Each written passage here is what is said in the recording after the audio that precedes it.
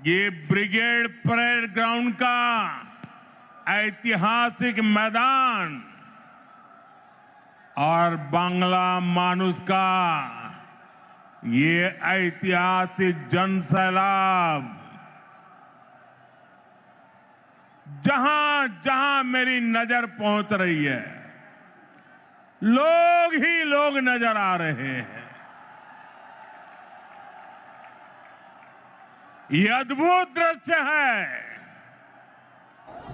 ये आपका उत्साह, ये आपका जोश, बंगाल क्या सोच रहा है, बंगाल के मन में क्या चल रहा है, अगर किसी को देखना है तो जरा ये तस्वीर देख ले।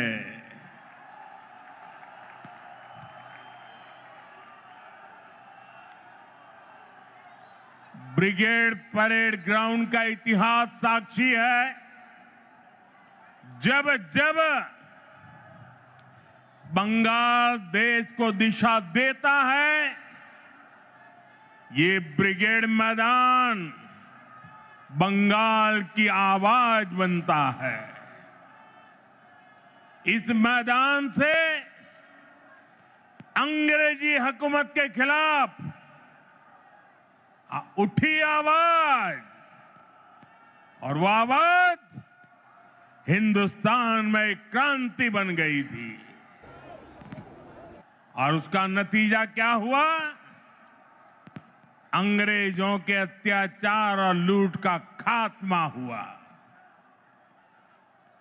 आज एक बार फिर ब्रिगेड ग्राउंड से नए बंगाल की क्रांति का बिगुल बज गया है।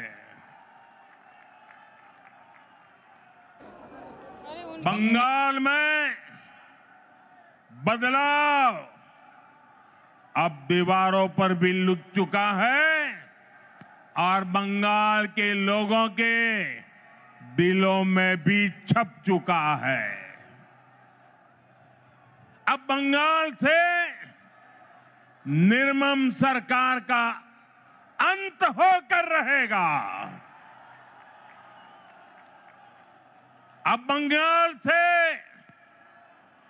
महाजंगल राज का खात्मा होगा। इसलिए बंगाल के हर कोने से आवाज उठ रही है, चाहे बीजेपी सरकार,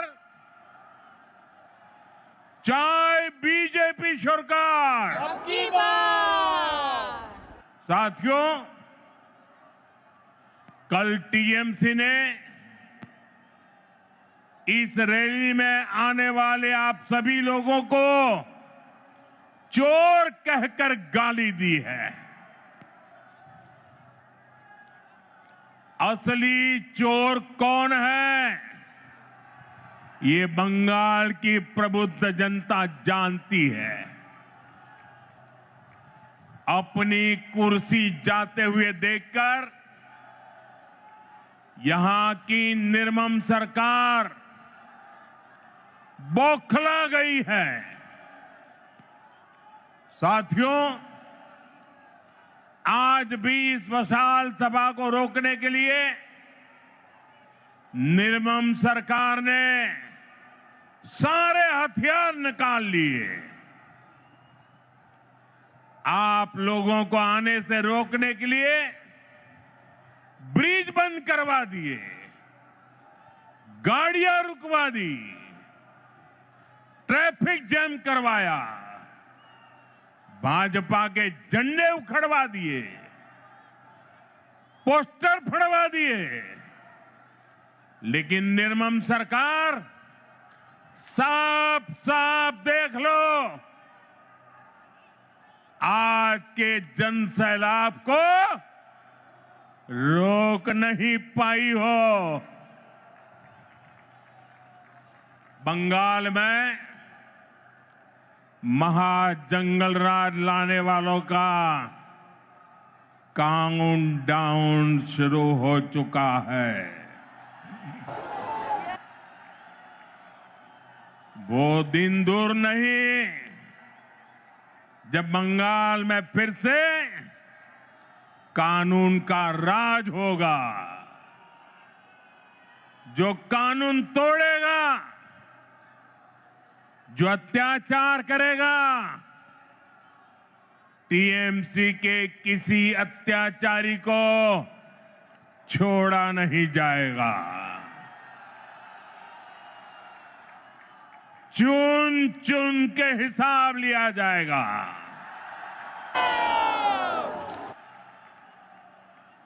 भाइयों बहनों, यहां की निर्मम सरकार चाहे अब जितना जोर लगा ले, परिवर्तन की इस आंधी को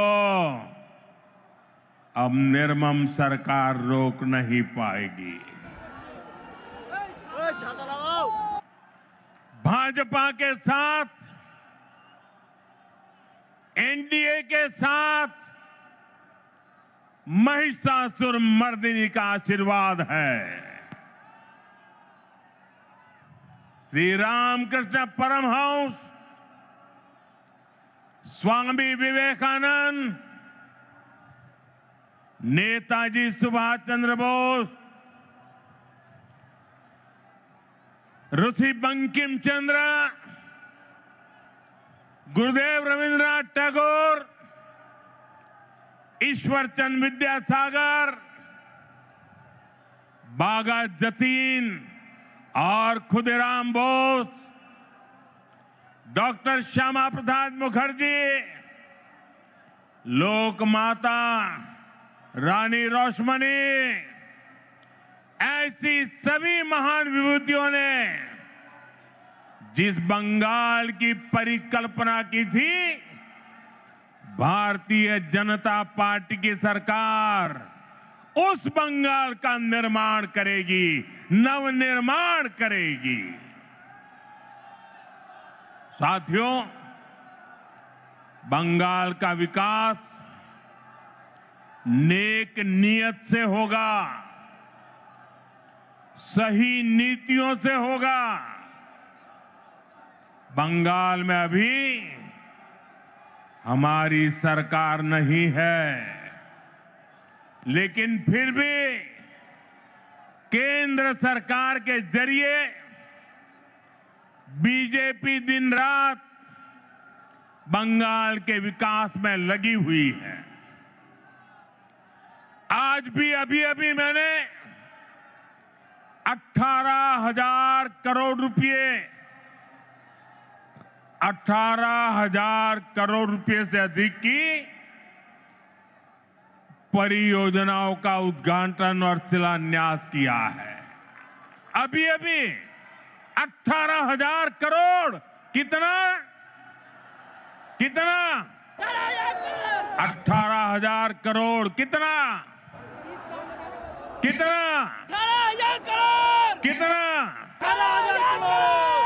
4 दिन पहले ही कैबिनेट ने पश्चिम बंगाल के लिए मल्टी ट्रैकिंग प्रोजेक्ट्स को भी मंजूरी दी है। ये सभी प्रोजेक्ट पश्चिम बंगाल में कनेक्टिविटी को बेहतर बनाएंगे। इसका फायदा यहां के सामान्य मानवी, किसान, व्यापारी और स्टूडेंट्स को मिलेगा। भाइयों बहनों, यहां की निर्मम सरकार ने बंगाल के युवाओं को पलायन का अभिशाप दिया है।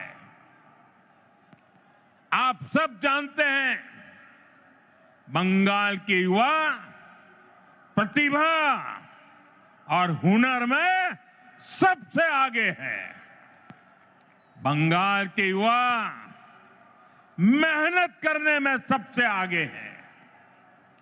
बंगाल एक समय पर पूरे भारत के विकास को गति देता था। बंगाल व्यापार और उद्योगों में सबसे आगे था, लेकिन आज हालत क्या है?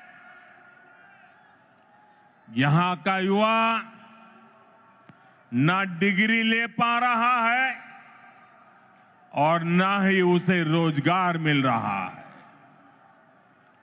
आपके बेटे बेटियों को काम की तलाश में दूसरे राज्यों में पलायन करना पड़ता है।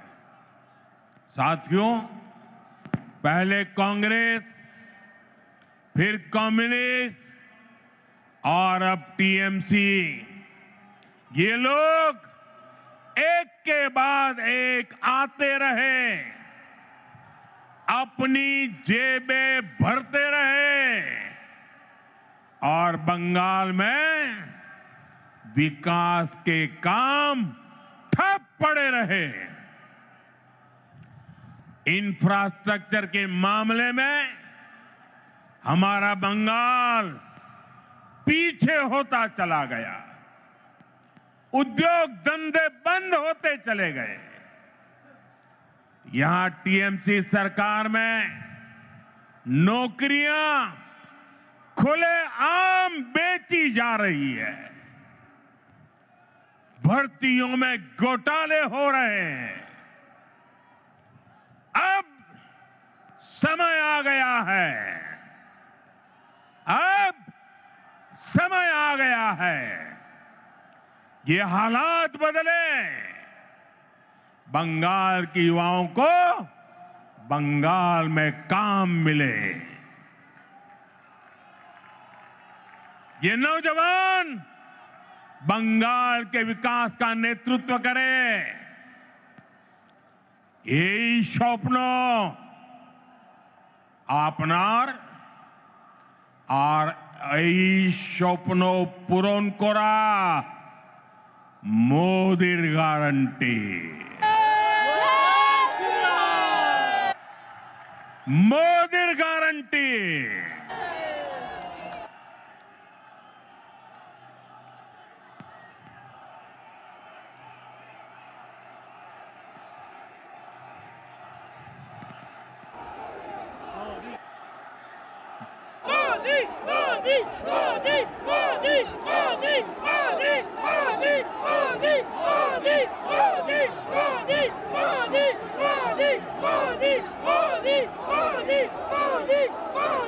साथियों, टीएमसी सरकार का एक ही एजेंडा है। ये टीएमसी वाले न खुद काम करेंगे न करने देंगे। जब तक इनको अपना कट मनी नहीं मिल जाता, ये किसी भी योजना को गांव गरीब तक नहीं पहुंचने देते। इसलिए टीएमसी सरकार केंद्र की योजनाओं को रोक कर रखती है। आप देखिए, हम कारीगरों और कामगारों को आगे बढ़ाने के लिए पीएम विश्वकर्मा योजना चला रहे हैं।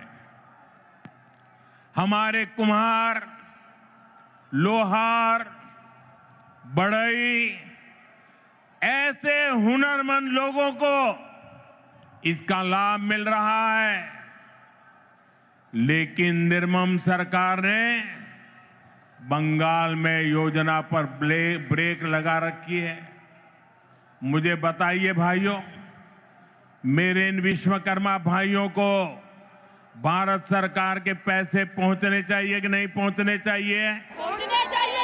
उनको मदद मिलनी चाहिए कि नहीं मिलनी चाहिए? मिलनी चाहिए। उनका भविष्य उज्जवल होना चाहिए कि नहीं होना चाहिए? चाहिए। केंद्र सरकार पैसे दे रही है, बंगाल को कुछ नहीं करना है, लेकिन उसके बावजूद भी ये विश्वकर्मा समाज के मेरे छोटे छोटे भाई बहनों को उसे वंचित रखा जाता है। साथियों, देशवासियों को मुफ्त बिजली देने के लिए हमने पीएम सूर्यघर मुफ्त बिजली योजना शुरू की है। केंद्र की भाजपा सरकार इसके लिए हर लाभार्थी को 75 से 80 हजार रुपया देती है। आपको, बंगाल के मेरे भाई बहनों को, हर परिवार को मोदी सरकार 75 से 80 हजार रुपया देती है। जो लाभार्थी पीएम सूर्यघर मुफ्त बिजली योजना से जुड़ता है, उसके घर का बिजली बिल 0 हो जाता है। लेकिन बंगाल सरकार इसे भी लागू नहीं होने दे रही। आप मुझे बताइए, आपका बिजली बिल 0 होना चाहिए कि नहीं? बिजली बिल 0 करने के लिए मोदी की मदद मिलनी चाहिए कि नहीं मिलनी चाहिए? मिलनी चाहिए। जो इसे रोकते हैं वो आपके दुश्मन है कि नहीं है? बंगाल के दुश्मन है कि नहीं है? हर परिवार के दुश्मन है कि नहीं है? साथियों, बंगाल के विकास में चाय बागानों और उनमें काम करने वाले श्रमिकों की बड़ी भूमिका है। लेकिन चाय बागानों के श्रमिकों को पीएम चाय श्रमिक प्रोत्साहन योजना का लाभ नहीं मिल रहा है।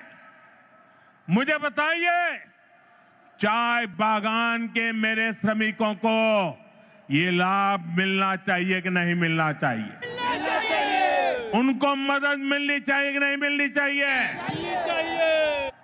केंद्र सरकार की इस योजना में बंगाल सरकार रोड़े अटका रही है। साथियों, आप सबने देश भर में पीएम आवास योजना की सफलता के बारे में सुना है। दुनिया के लोग भी जब सुनते हैं ना, अचरज करते हैं। जो लोग बंगाल से बाहर रह रहे हैं, ऐसे हर गरीब परिवार को पक्का घर मिल रहा है। लेकिन यहां क्या हुआ?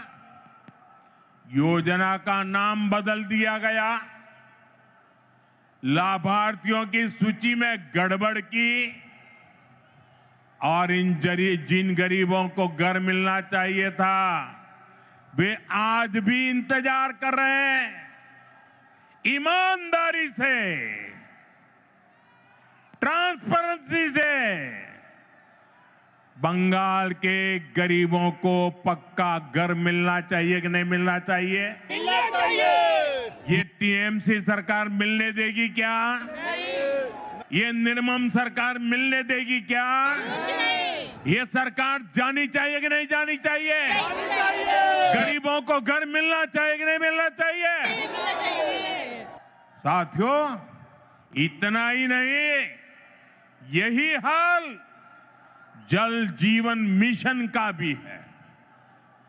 बंगाल में लोग पूछ रहे हैं, जब देश के बाकी हिस्सों में हर घर जल पहुंच सकता है, तो बंगाल में क्यों नहीं? भाइयों बहनों, केवल बिजली, पानी, सड़क और घर, इसकी बात नहीं है। ये टीएमसी सरकार अपनी स्वार्थी राजनीति की वजह से आयुष्मान योजना को लागू नहीं कर रही है। देश के करोड़ों लोग इस योजना के तहत 5 लाख रुपए तक के मुफ्त इलाज का लाभ उठा रहे हैं। मुझे बताइए, गरीबों को बीमारी में 5 लाख रुपए तक की मदद पहुंचनी चाहिए कि नहीं पहुंचनी चाहिए?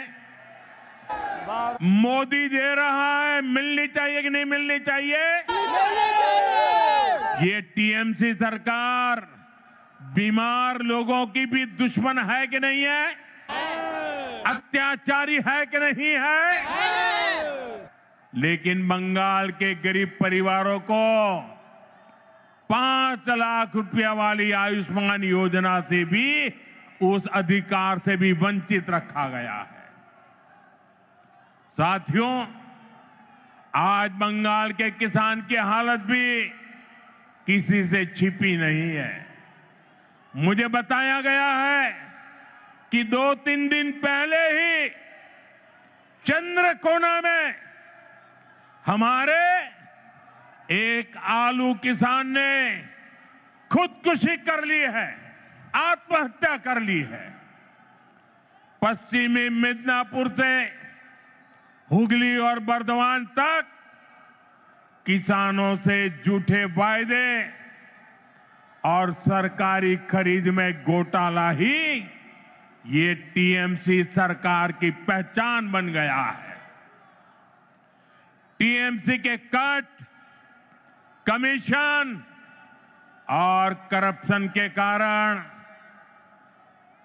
गंदी राजनीति के लिए किसानों की जिंदगी से, गरीबों और मध्यम वर्ग की जिंदगी से, माताओं बहनों की सुरक्षा से खिलवाड़ किया जा रहा है। इसलिए टीएमसी जाएगी तो हर गरीब को पक्का घर मिलेगा। गरीब को पक्का घर मिलना चाहिए कि नहीं मिलना चाहिए? मिलना चाहिए कि नहीं मिलना चाहिए? मिलना चाहिए। ये मोदी की गारंटी है।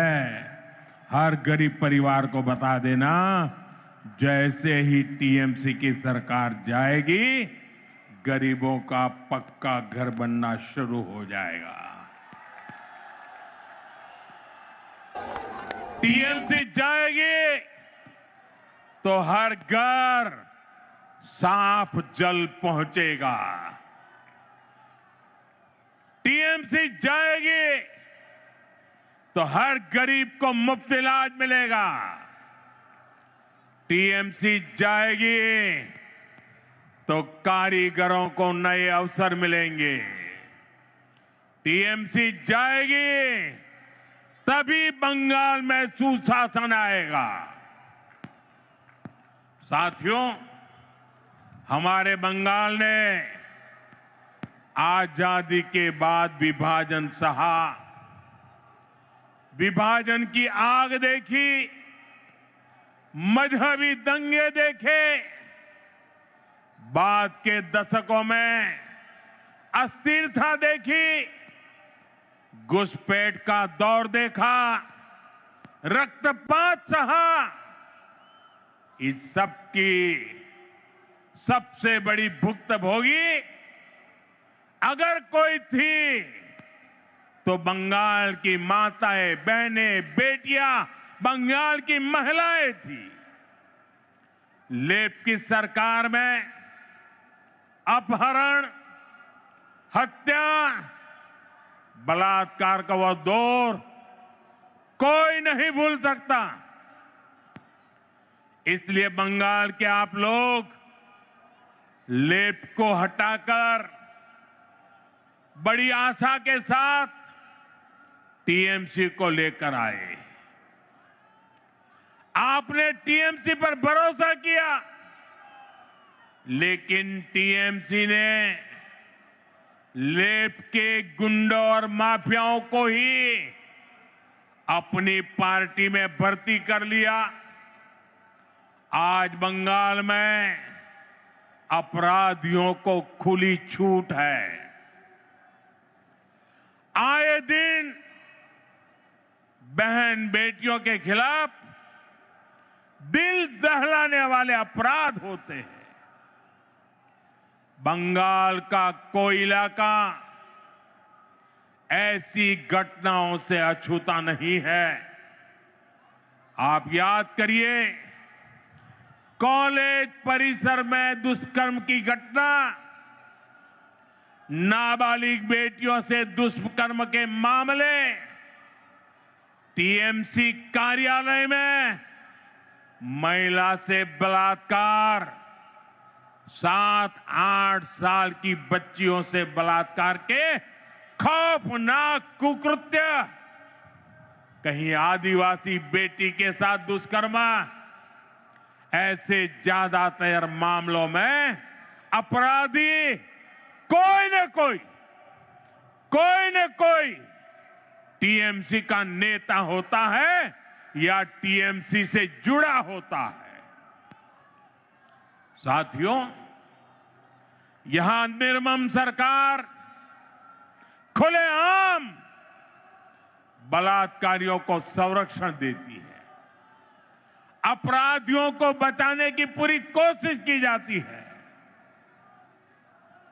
आप मुझे बताइए, अपराधियों को बचाया जाता कि नहीं बचाया जाता? बलात्कारियों को बचाया जाता कि नहीं बचाया जाता? संदेश खाली की वो तस्वीरें और टीएमसी का रवैया, आरजीकर अस्पताल की उस बेटी के साथ हुई दरिंदगी, बंगाल के लोग भूले नहीं हैं। टीएमसी कैसे खुलेआम अपराधियों के साथ खड़ी नजर आती थी। साथियों, इसी मानसिकता का परिणाम है आज महिलाओं के खिलाफ एसिड अटैक जैसे घिनौने अपराध इतने ज्यादा मात्रा में पश्चिम बंगाल में हो रहे हैं। जो बंगाल एक समय देश का सबसे प्रगतिशील राज्य होता था, आज वहां शाम होते ही माएं बेटियों को फोन करके कहती है, बाड़ी फिर ऐशो सौंदे न माराइए। शक्ति की पूजा करने वाले बंगाल को ऐसे हालात मंजूर नहीं होंगे। मैं बंगाल की मेरी माताओं बहनों को भरोसा दिलाता हूं, आप भाजपा को, बीजेपी को अपने आशीर्वाद दीजिए। बीजेपी सरकार में महिलाएं सुरक्षित होगी और अपराधी जेल में होंगे, और ये मोदी की गारंटी है।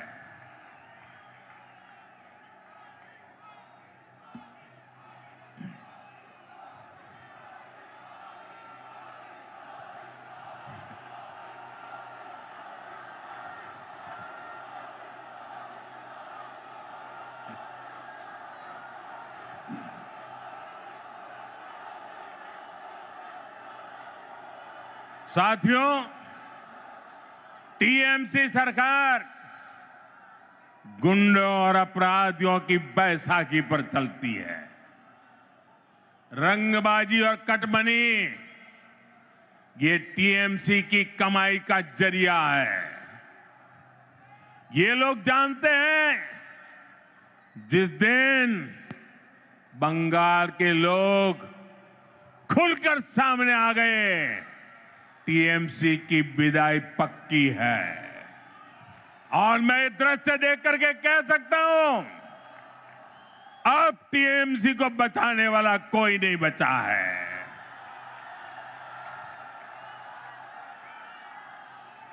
इसलिए ये बंगाल के आप लोगों को डरा धमका कर रखना चाहते हैं। इसके लिए टीएमसी वाले माफिया गिरोहों को पालते हैं, ये कट्टरपंथियों को संरक्षण देते हैं और ऐसे गिरोहों की ताकत बढ़ाने के लिए घुसपैठियों को बुलाते हैं, घुसपैठियों को साथियों, ये टीएमसी मां माटी मानुष के नारे पे सत्ता में आई थी। आज वही मां रो रही है, माटी को लूटा जा रहा है और बंगाली मानुष बंगाल छोड़ने पर मजबूर हो रहा है। घुसपैठियों की वजह से आज बंगाल की रोटी, बेटी, माटी, उस पर सबसे बड़ा खतरा आ गया है। ये लोग बंगाल के लोगों का रोजगार छीन रहे हैं।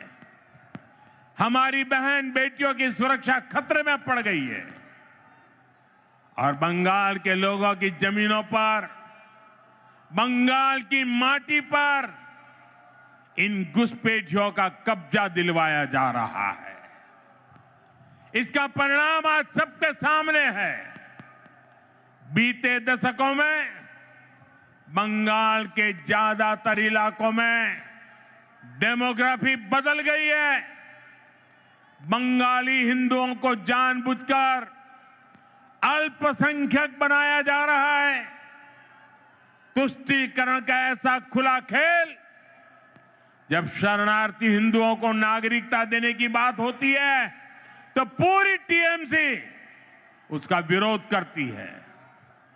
वो हिंदू जिन्होंने कभी विभाजन का समर्थन नहीं किया था, जिन्होंने हमेशा अविभाजित बंगाल को, भारत को अपनी मातृभूमि माना, टीएमसी वाले उन्हें नागरिकता देने का विरोध करते हैं, क्योंकि उनके लिए उनकी वोट बैंक ही सबसे प्रमुख है। वो हिंदुओं को तो अपनी वोट बैंक नहीं समझते, उनसे उनके आपराधिक गिरोह नहीं बढ़ते, इसलिए ये लोग एसआईआर का भी विरोध करते हैं ताकि घुसपैठियों के नाम वोटर लिस्ट से हट न जाए, वोटर लिस्ट शुद्ध न हो जाए। और ये तो ऐसे लोग हैं जिनकी मृत्यु हो चुकी है, उनके भी नाम निकालने के लिए तैयार नहीं है। भाइयों बहनों, डेमोग्राफी के इस खतरनाक बदलाव ने आज बंगाल को असुरक्षित बना दिया है और अब तो यहां खुलेआम धमकी दी जा रही है।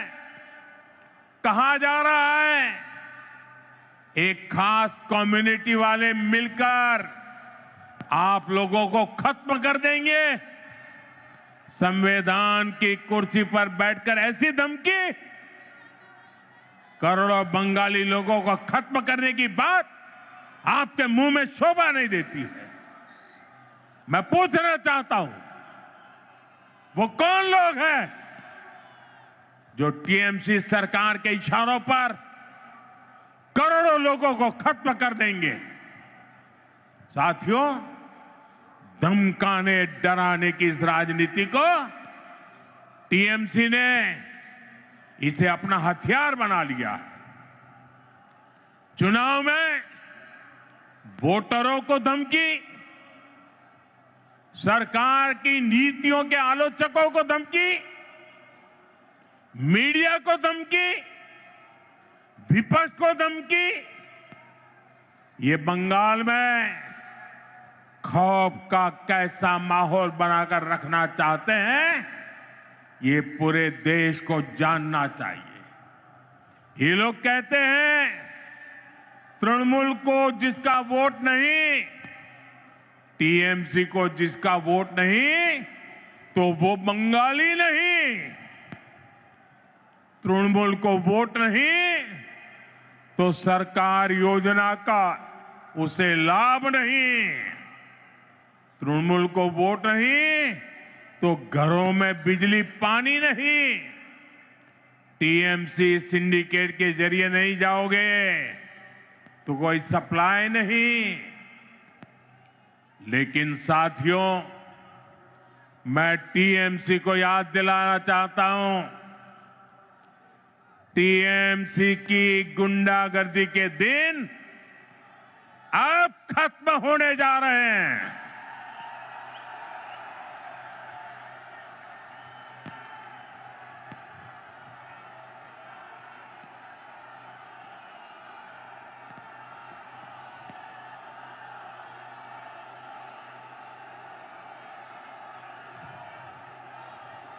टीएमसी सरकार के जाने का काउंटडाउन शुरू हो चुका है। यहां बंगाल में बीजेपी सरकार बनने के बाद एक तरफ हम सबका साथ सबका विकास ये मंत्र लेकर चलेंगे और दूसरी तरफ सबका हिसाब लिया जाएगा।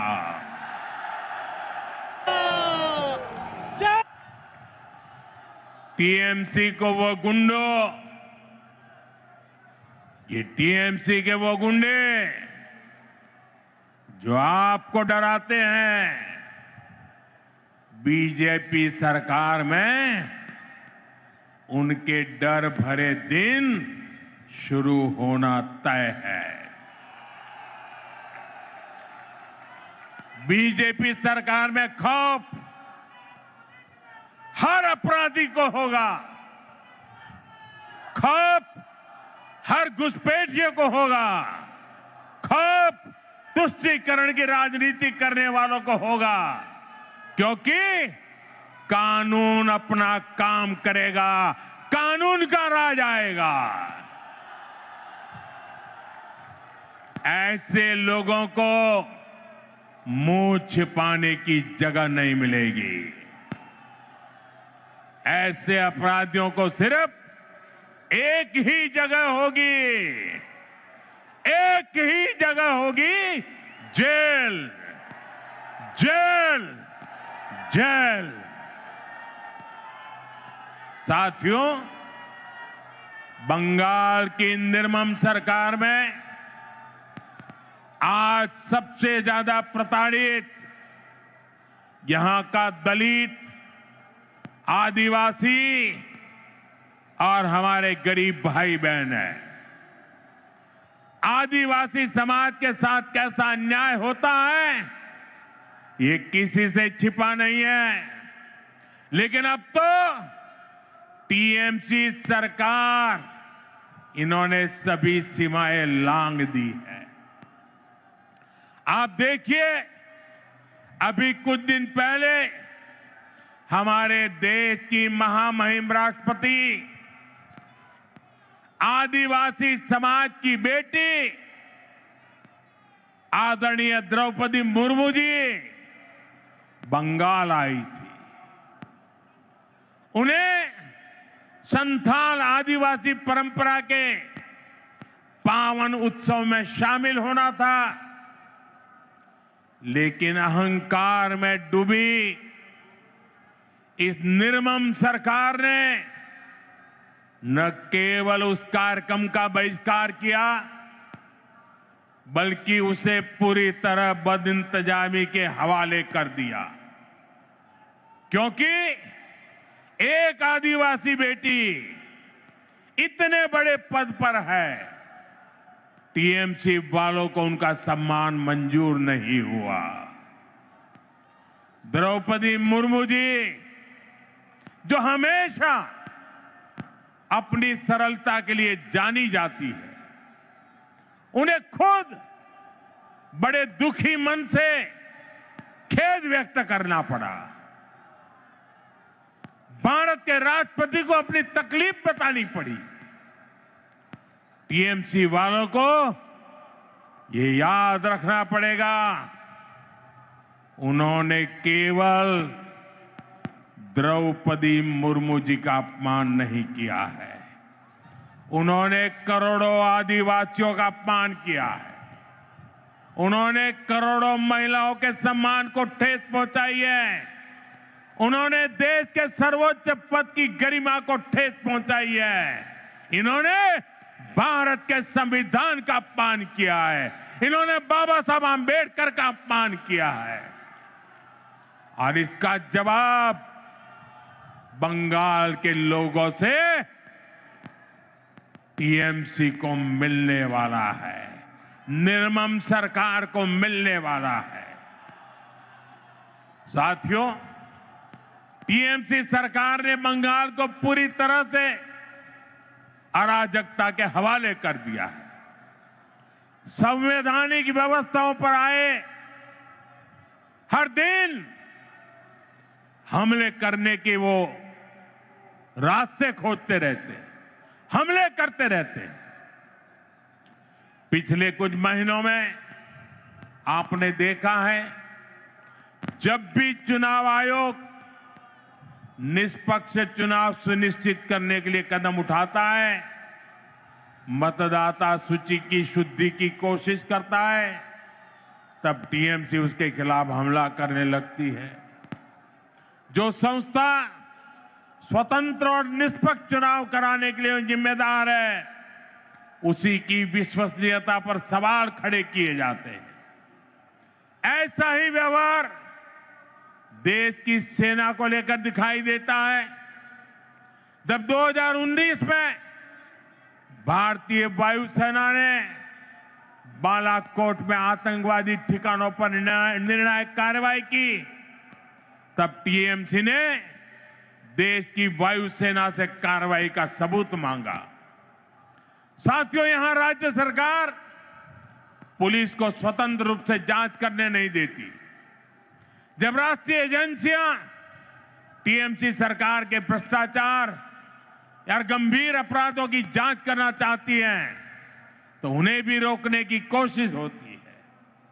अब जरा सोचिए, न्याय के लिए लोग आखिर कहां जाएंगे? साथियों, तृणमूल वाले यही अराजकता दिल्ली तक फैलाने की कोशिश करते हैं। आपने संसद में भी देखा है, सदन के भीतर कैसे कागज फाड़े जाते हैं, कैसे बहस को रोका जाता है, कैसे सदन की कार्यवाही को बाधित किया जाता है। देश टीएमसी की शर्मनाक हरकतें देखकर हैरान होता है। साथियों, बंगाल के प्रबुद्ध लोग अब इस अराजकतावादी सरकार के खिलाफ संकल्प ले चुके हैं। इस अराजक सरकार को उखाड़ फेंकने का काम इसी धरती के लोग करने वाले हैं। साथियों, आज यहां जो जनसैलाब उमड़ा है, ये पश्चिम बंगाल की जागती हुई चेतना है।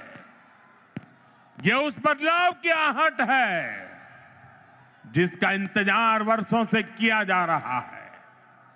पश्चिम बंगाल में दार्जिलिंग की पहाड़ियों से लेकर सुंदरबन के द्वीपों तक, उत्तर बंगाल के चाय बागानों से लेकर कोलकाता की गलियों तक, आज हर जगह पर एक ही चर्चा है, बदलाव चाहिए और ये बदलाव अब होकर रहेगा। साथियों, बंगाल की आत्मा कभी हार मानने वाली नहीं है। बंगाल का नौजवान कभी हार मानने वाला नहीं है।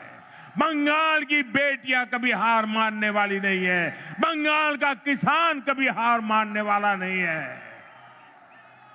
जब जब इस भूमि के सामने चुनौतियां आई है, तब तब यहां की जनता ने साहस के साथ उनका सामना किया है। गुरुदेव रविन्द्रनाथ ठाकुर ने भी हमें संदेश दिया है। उन्होंने कहा था, विपदे मोरे रक्षा करो, ये नोहे मोर प्रार्थना विपदे आमी ना जाए जेनो कोरी बॉय। आज भी वही समय है। कुछ लोग आपको डराने की कोशिश करेंगे, कुछ लोग कहेंगे कि बदलाव संभव नहीं है, लेकिन याद कर रही है और याद जरूर रखें, जब जनता ठान लेती है तो कोई भी ताकत उसे रोक नहीं सकती। और बंगाल की जनता ने जब भी ठाना है, इतिहास बदल कर दिखाया है।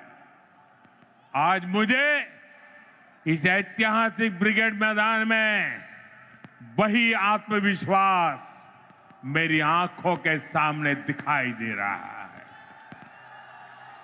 याद रखिए, इस बार चुनाव सिर्फ सरकार बदलने का नहीं है। इस बार चुनाव बंगाल की आत्मा को बचाने का चुनाव है। इस बार चुनाव व्यवस्था बदलने का है। इस बार चुनाव कटमनी से छुटकारे का है। इस बार चुनाव डर से मुक्ति का है।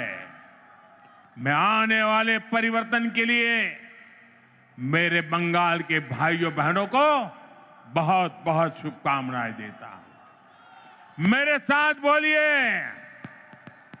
मेरे साथ पूरी ताकत से बोलिए, पाल्टानो दोरकार, बीजेपी सरकार, पाल्टानो दोरकार, बीजेपी सरकार, पाल्टानो दोरकार, बीजेपी सरकार, पाल्टानो दोरकार। बीजेपी सरकार।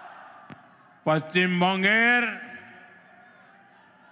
জনগণের জয় হোক।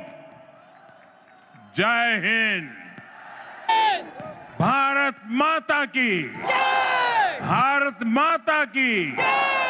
वंदे वंदे वंदे वंदे वंदे